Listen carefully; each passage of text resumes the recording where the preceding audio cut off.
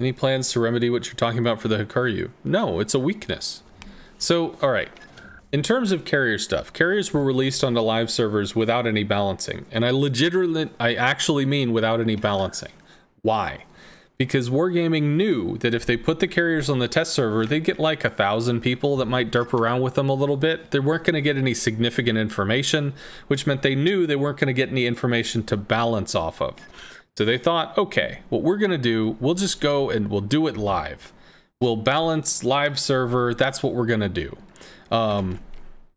And that had hilariously awful-tastic results. So that took a long time for them to figure out how they were going to make it all work out. And then eventually they did make it work out, and cool. They got it to a point where it was workable. But it was still problematic in some areas. Specifically, CVs could spot destroyers and fuck over destroyers, which was a problem. So they came up with, all right, people just aren't learning what these CVs can do. By now they should know, but they're not learning, they're not playing them, they're not figuring the shit out, nobody's telling them or whatever. So they made a change back right about when I started streaming, actually. I think it was the day I started streaming, that the reticles all went broadside. All of the rocket reticles went broadside. And when they did this, they did it for a specific reason. One, so that every rocket plane the surface ship player knows, don't be broadside to rockets. So that simplifies that interaction. Not some shoot forward, some shoot broadside, some shoot a circle, some shoot a big circle. So that helps the surface player to know what they can and can't, do. So that's good. That's good. You're giving information to surface ship player that helps them to play better, right? When they did the reticles, the tier 8 reticles still remain small enough that they can affect things. So the tier 8 stuff can still beat the shit out of a destroyer, depending. If you get a really tasty run, I mean, oh my god, it's nasty. Tier 10, not. They nerfed the tier 10 reticles significantly. I have a picture of me and an Audacious dealing, I think it was 12.5 or 13.5k damage to a gearing. Just wham, nailed that SOB. Didn't happen repeatedly. Usually I would expect something like 7 to 9, but now with the new reticles, you expect something like 2 to 4. And 2 to 4 against destroyers, especially ones with heals or saturation mechanics or something, it's not enough.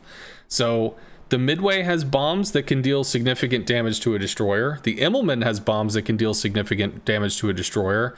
But other than that, you've got rocket planes, which you're going to get 3-4 shots in on a DD.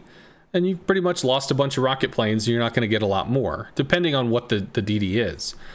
The best chance you have of dealing damage to a destroyer is if a friendly surface ship is engaged with the DD, and you can strike it while it's engaged. Which means you have a weakness now. You don't have the ability, hey Flatler, you don't have the ability to run around bingoing destroyers, but you can support your team when they do. That means that your team has to handle the shit so that you can come in and help them while they're handling the shit.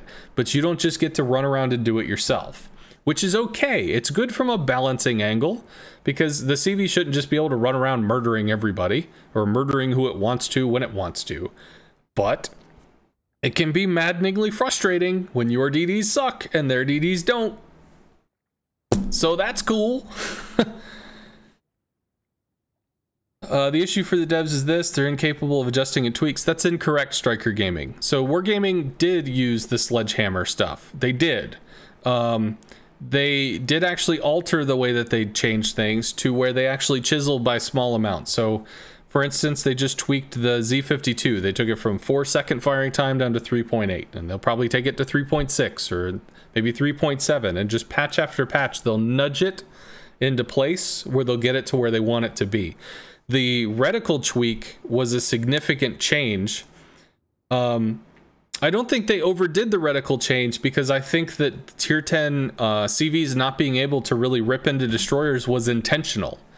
The DD has to tell you where it is and not maneuver for you to get significant damage, and even then, the significant damage it's less significant than what it used to be. You'll probably strike for about 5 to 6k, which is significant.